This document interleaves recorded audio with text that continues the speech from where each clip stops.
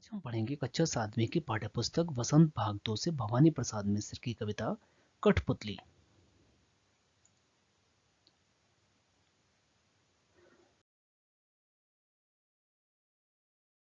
कठपुतली गुस्से से उबली, बोली, ये धागे क्यों हैं मेरे पीछे आगे? इन्हें तोड़ दो, मुझे मेरे पांव पर छोड़ दो।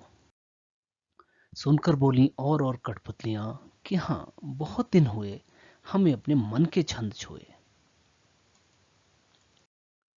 मगर पहली कठपुतली सोचने लगी, ये कैसी इच्छा मेरे मन में जगी। आइए अब कविता में आए कुछ कठिन शब्दों के अर्थों के बारे में जान लेते हैं। कठपुतली, धागे से बंधी गुड़िया जिसे उंगलियों के इशारे से नचाया जाता है। गुस्से से उबली, क्रोधित हो गई। पांव पर छोड़ देना, स्वतंत्र कर देना। और दूसरी, मन के छंद छूना, मन की बात को सुनना।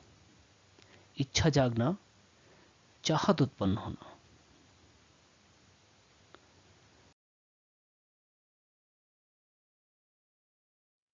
पराधीनता की जीवन से मुक्ति पाने की इच्छा कठपुतली के हृदय में उत्पन्न होती है। वह कहती है कि इन धावों को तोड़कर उसे उसके हाल पर छोड़ दिया जाए। वह आत्मनिर्भर बनना चाहती है।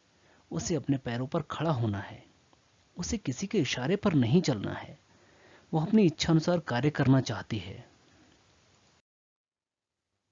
पहली कठपुतली की बातें सुनकर दूसरी कठपुतलियों के मन में भी आजादी की इच्छा सिर उठाने लगती है।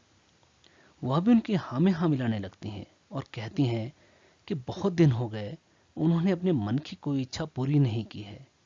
अपनी मर्जी से उन्होंने काम करने का अवसर नहीं मिला। अतः सभी कठपुतलियां विद्रोह के लिए तैयार हो जाती हैं। दूसरी कठपुतलियों की बात सुनकर पहली कठपुतली सोच में पड़ जाती है। पहले तो उसने केवल अपनी आजादी के विषय में सोचा था, इसलिए बहुत ज्यादा क्रोधित हो गई थी। परंतु अब जब उस पर सारी कठपुतलियों की आजादी की जिम्मेदारी आ गई है, तो वह सोच समझकर कदम उठाना जरूरी समझती है। क्योंकि आजाद हो जाना सरल है, परंतु आजादी बनाए रख पाना कठिन है।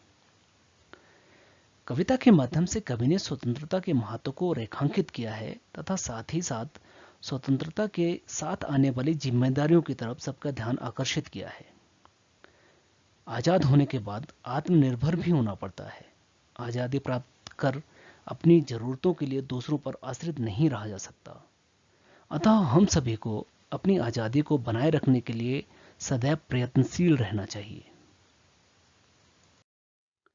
अंत में परियोजना कार्य। निम्नलिखित स्वतंत्रता आंदोलनों के दो स्वतंत्रता सेनानियों के योगदान को चित्र सहित लिखिए। क सन 1857, ख सन 1947। धन्यवाद।